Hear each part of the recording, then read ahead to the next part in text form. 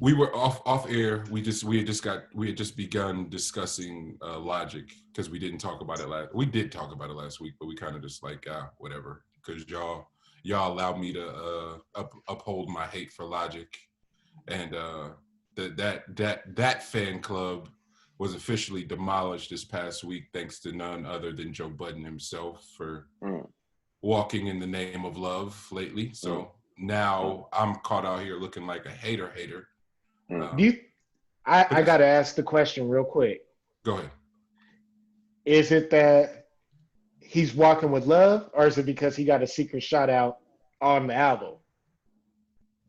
It's because it's because he got a shout out. But then also Joe's hate, like mine, for Logic isn't because Brett ain't talented. It's just it's the tone. Well, let me not speak for Joe. Speak for myself. The tone deafness of being that talented, but also being the product of biracial pair of a or being biracial. Excuse me. He has particular access that is not his fault.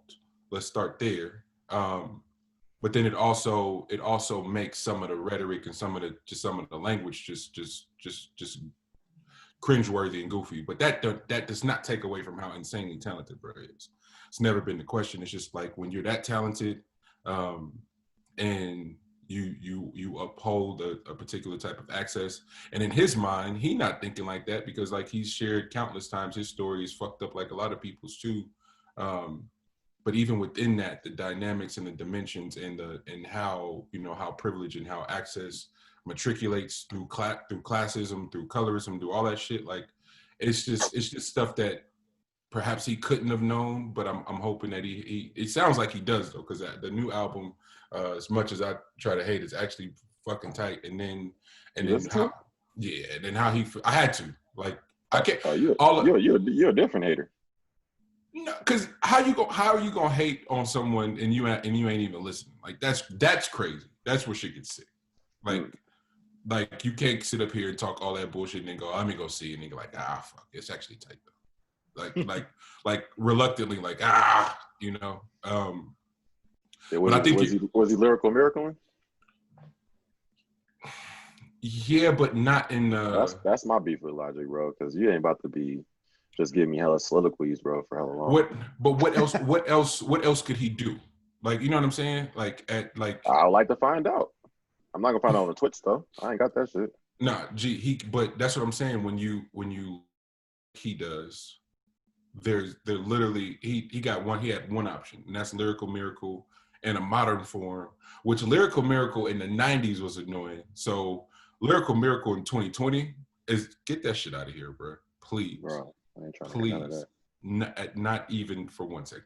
I do give him credit though, at least for for the live performances. He do be going in when you do like the freestyle section. Brett, like performance, like breath control, all like as a performer, like Brett's fault. Like, like him and Joyner, like, and then even Joyner on a whole nother level is insane. But they all come from that school, that M school, where we've been like, well, I won't say we, but I've been harsh at M, but not because M ain't the dope. It's just like he had that rough patch of like figuring it out and challenging himself. And now when you listen to Music to Be Murdered By and then the feat him and Cudi feature, you're like, oh, he didn't figure out what he was challenging himself to figure out. It's just for rappers like that, it's a space in a world, a sub universe that is rarely ever occupied, because rarely does anyone try to transform in the public eye like that. And I think M did, but they also, again, the rappers we're naming, M, Logic, they also have the privilege to be able to go figure that shit out and put out some mediocre ass work in the process of figuring shit out, where other rappers would be through if they did that one time and they got to do it a couple times. You know what I'm saying? So yeah, specifically Hobson. Say it again. I said specifically Hobson. Hobson would be the perfect example. Like Hobson would 100% fit in that realm, but does not reap the benefits of being white or being able to identify as white or tap into a 100% white fan base. I think Hobson has actually had the opposite, where niggas don't fuck with him the way that they should. Like Hobson dope, bro. Hobson is insane, and that's a mania-ass name to bring up. But I'm glad you did. No, that's because I recently saw one of his latest videos. Like he seemed like he was in the right pocket. You know what I mean? Because Hobson is one of those people that his talent is ridiculous, and so it's just about where you can kind of garner all of that energy. You know what I mean? And it was definitely the dark skin M way of going about things for the longest. But the last song I saw that he did, it seemed like he was bringing some shit together, where like he was enjoying the process again. Remember, Hobson left for a bit. It was low, but it was around a lot of the back and forth and attention he had with label mates, him and Dizzy and not Strange. What was the label? Fuck, I can't remember the label, but it was a whole bunch of weird shit going on. It wasn't Strange. It wasn't with I thought it was Strange, wasn't it? What I don't for whatever reason I didn't think it was, but maybe y'all right. I thought it was another label. Or was it? Who's he with now? 300? Hobson? No way. Is he? I don't know who we were right now. Mate. But salute to Logic, and that we were talking about Logic because of the Twitch deal and trying to figure it out. But I don't know if there's a lot to figure out. And I say that because the quarantine has revealed a whole hell of a lot. And hopefully what everyone's realizing or beginning to see is like how much branding and marketing truly, truly fuels the ecosystem and dictates where the money is spent. Shows aren't being had, artists aren't able to perform, all that, ain't none of that shit flying. And even a lot of the Hollywood productions, Netflix and Amazon, like all their original content, a lot of that shit has been put on hold. And with that, everybody has had to get extremely creative in how to continue to generate content. So you see the Twitch concerts, you see the Facebook Live concerts, you see what Versus is doing. The Versus Fortnite concert. The Fortnite concerts. That Versus, Tim and Swiss getting that deal with Apple and retaining 100% ownership that shit is insane. And then for them to do the numbers it just did on that last battle, boy. Man, you know what I'm saying? And that was the best battle. That was by far the best battle. We'll get to that too. We'll get to that though. Twitch versus like everybody's figuring it out. Even what we saw with Showtime is doing with Desus and Mero, what they're doing with Up in Smoke, All the Smoke with Captain Jack and Matt Barnes. Like how everybody that niggas ain't skipped a beat. Like, okay, I see what we doing here. And Migos did. That's some shit we got, but that's why we got to unpack this Logic shit for real. So if your rap money can completely be taken away from you, and when I say rap money, I mean your ability to tour. Bad and Bougie should be a part of the theme park at Disney World. You think so? Hell yeah. Stupid. Think about that shit. Put that shit right next to Star Wars. Hey, Migos, call L. He got a bag for y'all. He just got y'all bag. Hey, hella stripper pause. Strippers need money too right now. Hey, Walt. You wanna give black people reparations for all your hateful rhetoric?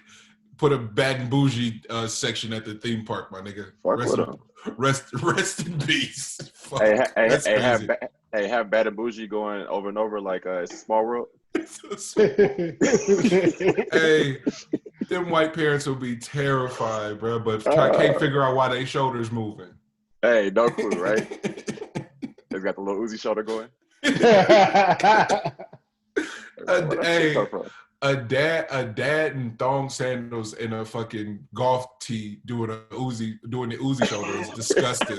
That imagery, oh my god, that imagery is stuck in my head. Man. Don't have a golf shirt on doing the Uzi shoulder, bro. I'm sorry. That'd be the meme of all memes, man. Oh man, Twitch.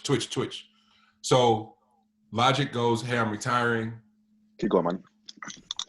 Logic goes, "Hey, I'm retiring." That's strange. I don't. Why do we need to know about that? Why is that a big deal? And, no. Am I wrong in that, Lex? I did.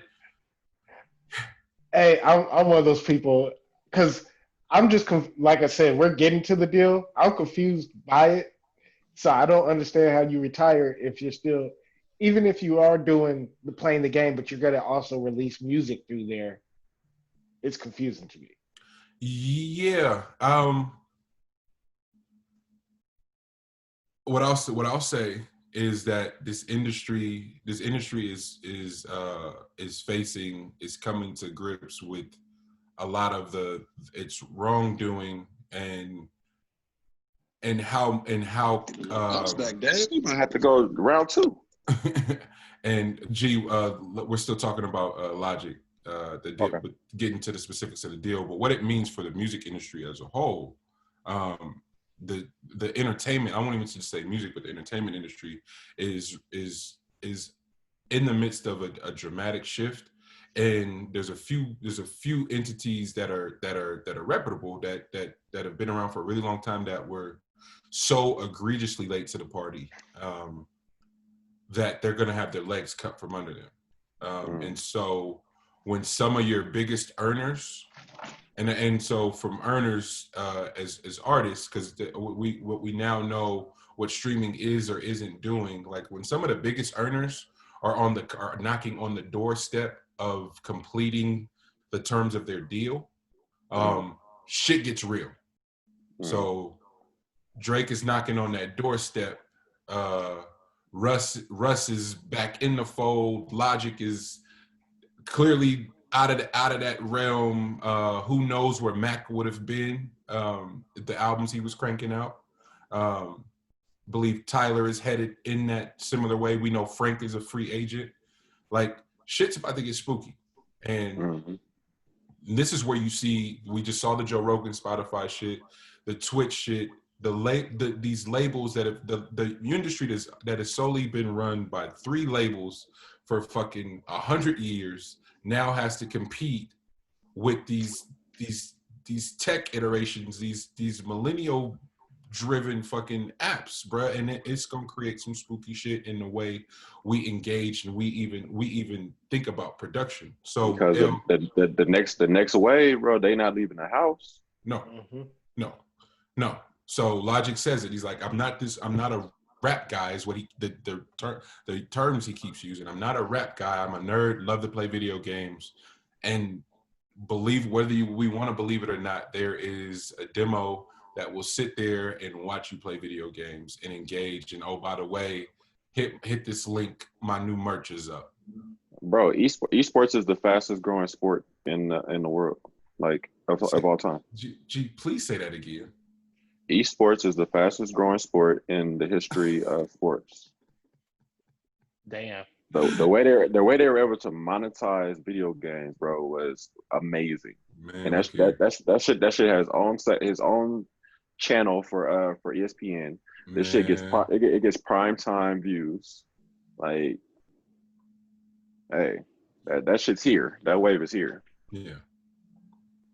Man, and so that's why I'm not surprised at all,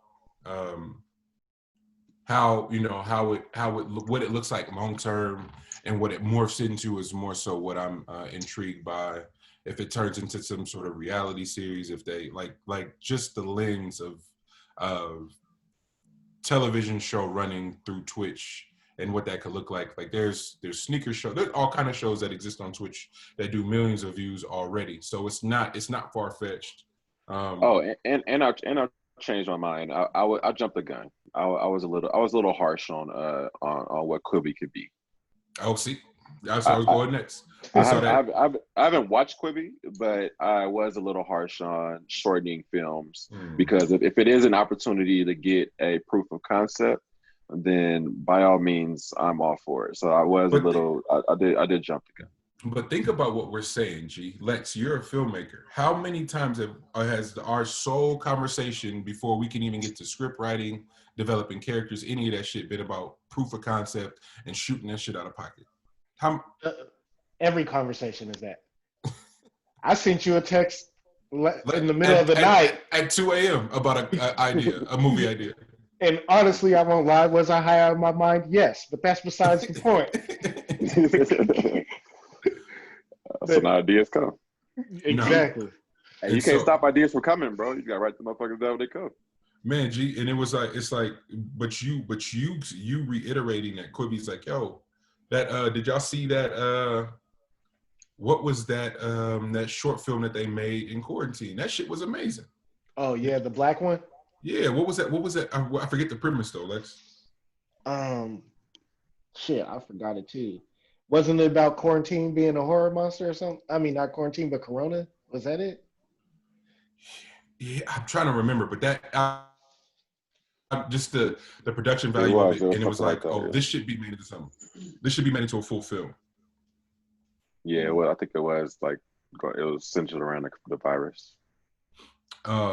State. I think it was centered around the virus and like black people not believing that they are that black people believing that they're immune to it when they find out they're not.